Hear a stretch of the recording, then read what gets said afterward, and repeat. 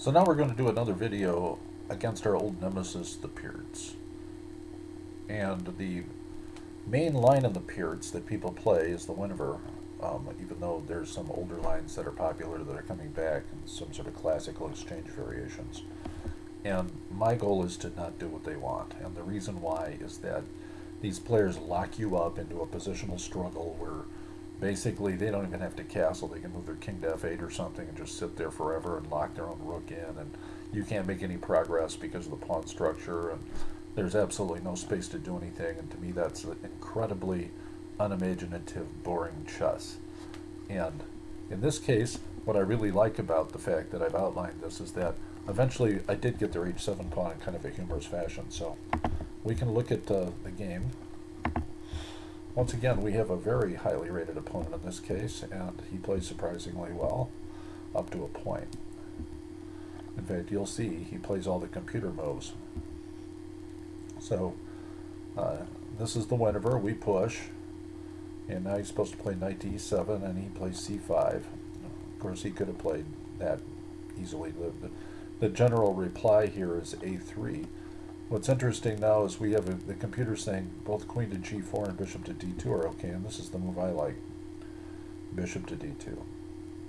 So this is basically an even game. And now he takes, which is an acceptance of the possibility of a kind of wild game here. So as you see, when we hop our knight out there, we're headed toward d6, and the computer wants him simply to retreat his bishop to f8.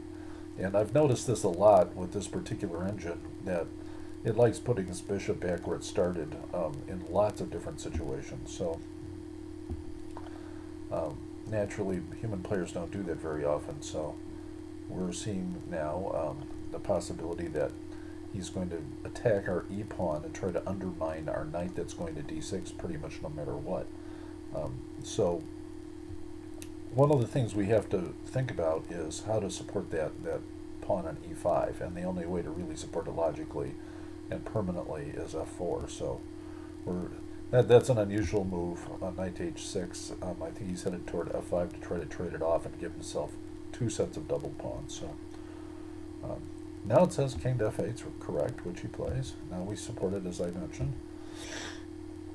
Now we have just a basic even game, but a slightly healthy advantage for white. A lot of space, a knight outpost, and as long as you're willing to play extremely aggressively, this is a real problem for black. So it says he should play f6 here. And by the way, I believe that the computer at a certain point recommended queen to b6. You know, there's queen to b6 is one of its main moves. So he does play a lot of these moves. Now, instead of castling queenside, which I thought about doing, and to me, that just allows him to hop around with his knight to b4 and go after like a2 and various things, and maybe even trade my bishop off, which I love. I love my white squared bishop. It's my only bishop right now. He's got a terrible bishop. I'm willing to give up a second pawn to deal with this situation. So as you see, we're still up, and it says he should try to exchange, which he does. And now what's interesting is I believe one of the computer programs said that we should just move queen to d1. Now notice that he's got knight to g4 to e3, so we have to be careful of a lot of different things here tactically. And queen to f2 just allows him to go there with a tempo. And so if you look at that, he's going to move knight to g4 and then to e3, but he probably won't have time to do it because we're going to shift our queen up to somewhere like h5 and attack his f7 pawn. So we'll see what happens. He moves b6. And this is one of these moves that, to me, is, it says, well, he doesn't move b6. I'm sorry, I'm hallucinating. Let's see what he does. He moves his knight out. Okay. So he's trying to trade off my strong bishop, and probably try to trade off my knight after that. So it makes it harder for my queen to move. You know, queen to d1, the point of queen to d1 might have been at a certain point simply to protect the c2 pawn, as to put his, and f2 as well. So now we go after his f7 pawn. And as you see, we're building a significant advantage. And, you know, if he takes the bishop, we're just going to take back with the pawn, and we're still going to go after that f7 pawn. Now it says he should retreat and protect it. He takes. Now you can see the game's over. As soon as I go up 2 or more, I almost never lose. So you're going to see, he has to play extremely carefully here.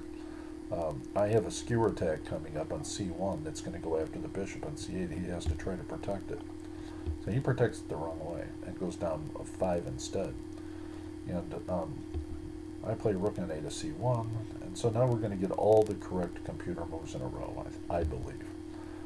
Now he moves queen to a3, that's his best move. Queen to h5, that's also our best move.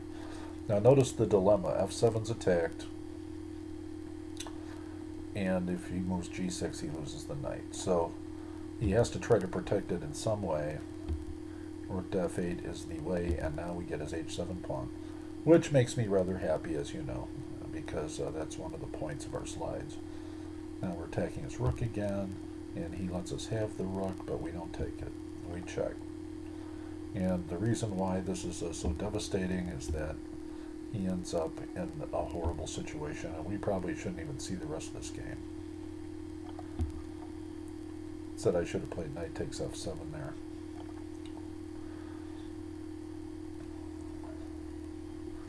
Or did it? Knight takes f7, knight takes knight, queen takes pawn check probably. Yeah, that was stronger. Of course, I get kind of euphoric when I'm up this much. So, I take it now anyway. And as you see, it's checkmate. So, this was a short game where we went after him right from the opening, right after the f7 square and h7 square, and did all those classical things that are very reminiscent of cheapo chess. And that's the point of this channel anyway. Thank you.